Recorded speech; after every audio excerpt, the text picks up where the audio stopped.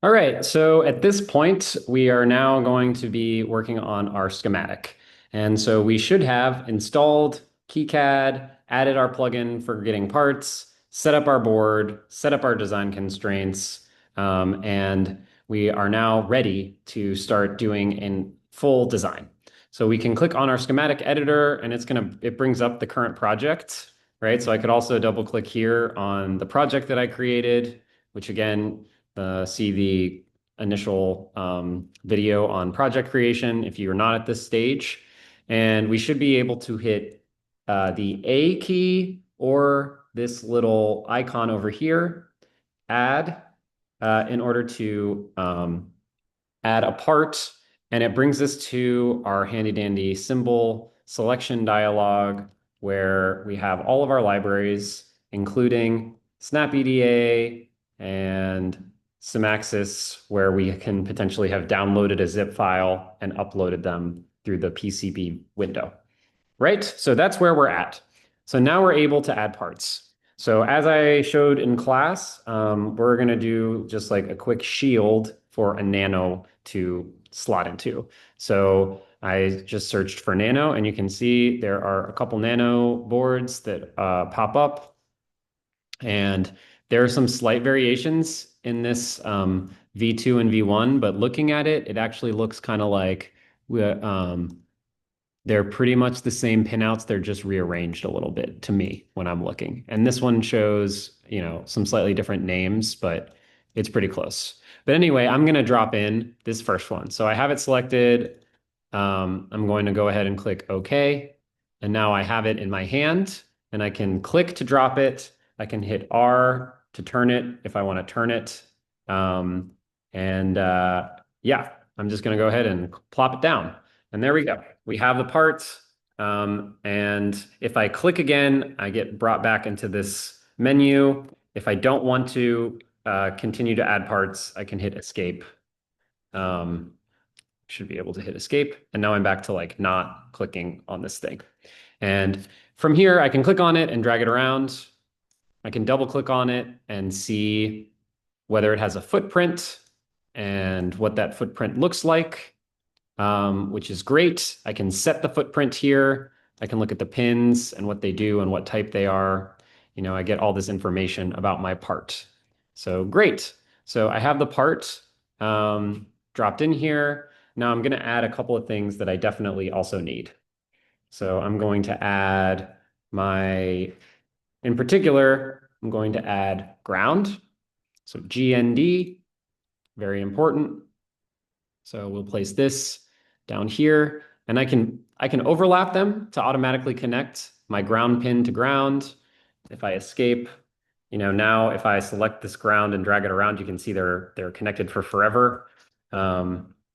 Or I can delete that wire, that trace, and then I can come over here and add a wire or use the W key. And it starts to draw, which is not what I want. I'm going to hit escape. Now I can click here and click here, and now they're connected again. Right, so I'm able to wire things up this way. So I now have a ground. I can add an LED now. So again, I'm going to hit A. Now I'm going to type LED. There's an LED. Okay. I'm going to put one coming off of a digital pin. Maybe I'll add another LED. And this one will just be on if my board is turned on and plugged in appropriately. So I'm going to rotate it so it's facing this way. And we'll say this one is going to connect maybe to the 3.3 volts. So when my Arduino board slots into this, it will supply the 3.3 volts, which will then go through my LED. And then we need to add current limiting resistors to these two. And again, this digital pin is now going to drive this LED. Great. So now I'm going to add a resistor. I'm just going to search resistor over here. We get these pop up. I will pick the US version of the resistor and drop it in. And then I'm going to need another one. So I'm going to hit A again, and we're still in the resistor dialog. and I'm gonna hit OK, and I'm gonna drop it in. Another thing, like honestly, normally what I would do is not add it again. I would probably click on this guy, Control C, Control V, and add a second one. And one of the things that's nice that we can see is happening. So when we drop in one of these parts, there's a few different pieces we're looking at, right? We have the symbol. We can click on it and see all the details about it. It has a designator, so R1, and now this one is R2. And these little indicators, resistor 1, resistor 2, diode 1, diode 2, A1, will be printed on our board, and we can look up a little sheet that this generates in order to say like, oh, R1 is 100K resistor. And we might have like 100K resistors in our model, so we pull out a bunch of resistors and we look through which labels we need, and we look at our board and we can see they're all going to be labeled with R1, R2, R3. So this label, this designator is very useful for us moving forward. So you always want these designators, and you can see when we paste in new parts, it auto updates D1, D2, R1, R2. The other thing is for the resistor, it's going to have a value of some amount. And you see when I double click on this, which is the value indicator, it brings us up a value. And so I might pick 330 ohms, right, which is a typical current limiting resistor value. And I might double click here and also add 330 ohms, right? So now I know the values of these resistors. And that's going to be true for things like capacitors and inductors, where we need to define the value. It can come in a lot of different um, values, even though it's the same component type and it's the same, potentially even the same footprint, the same package that it comes in. Okay, so we've added some parts. I'm going to finish wiring these up with the W. Click, click, click, click. What am I missing here? I'm missing ground. So I'm going to copy and paste and drop a ground. And now we have more or less a finished schematic here. But there's one thing that I've forgotten to do, which is make sure all of my parts have a proper footprint.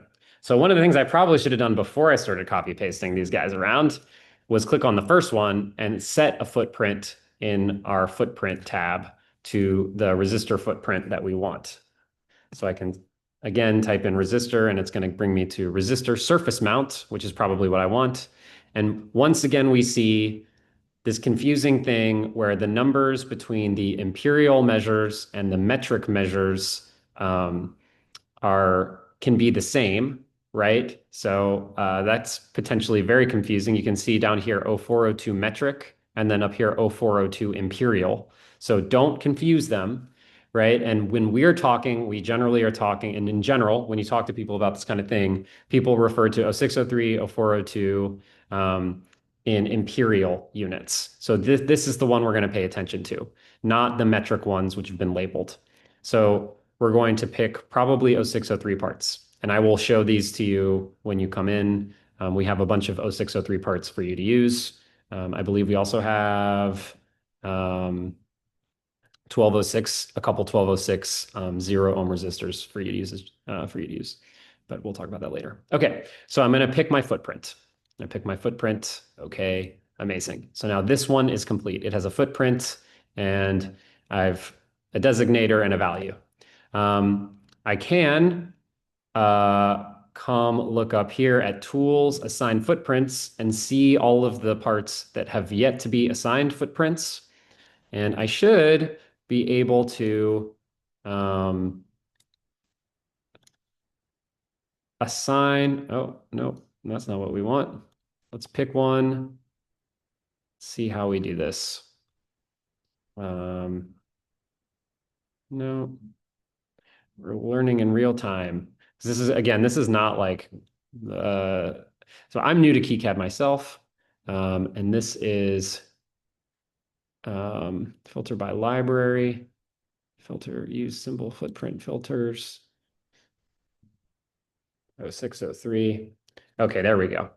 So it's already filtering by libraries. I think you can probably select one of the libraries over here if you want to filter that way. I have filtered by footprint. I know that I want the LED to be an 0603 LED.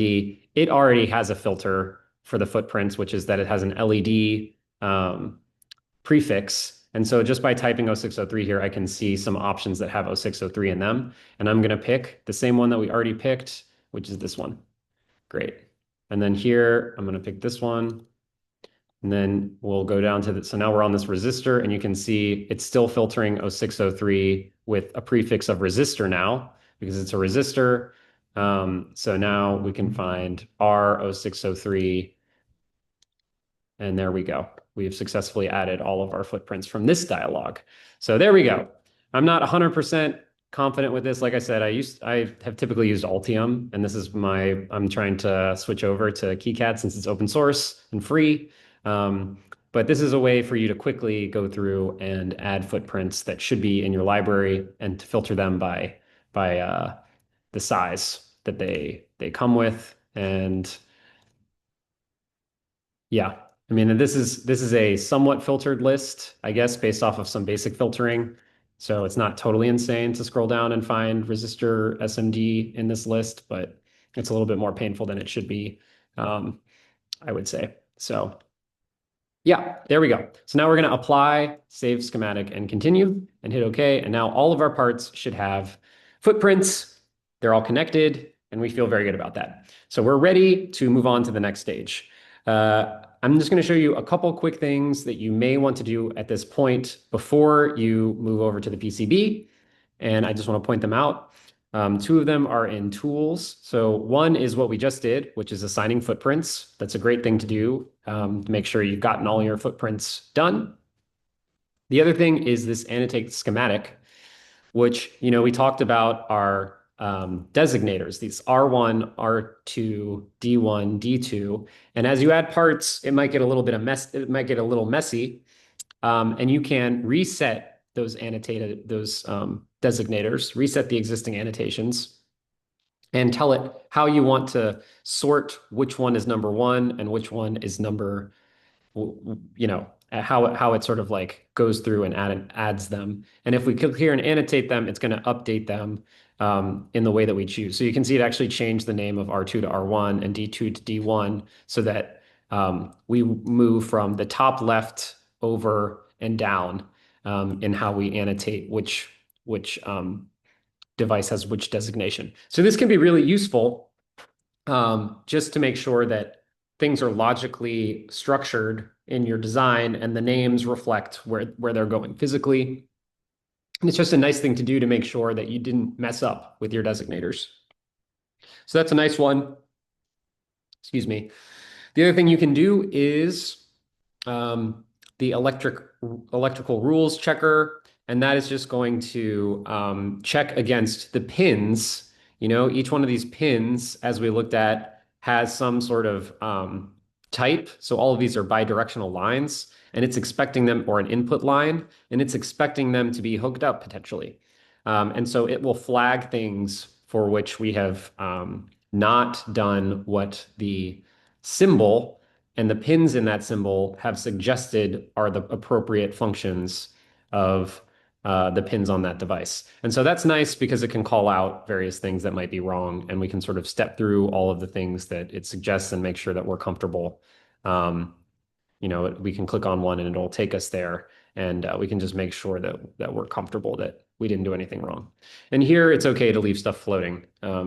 So even though we have a bunch of errors, it's really not that big of a deal, and we feel confident. So we do our big step, which is to update our PCB from schematic, and that will take us over into the PCB world where we now have all of our components. And I'll see you in the next video.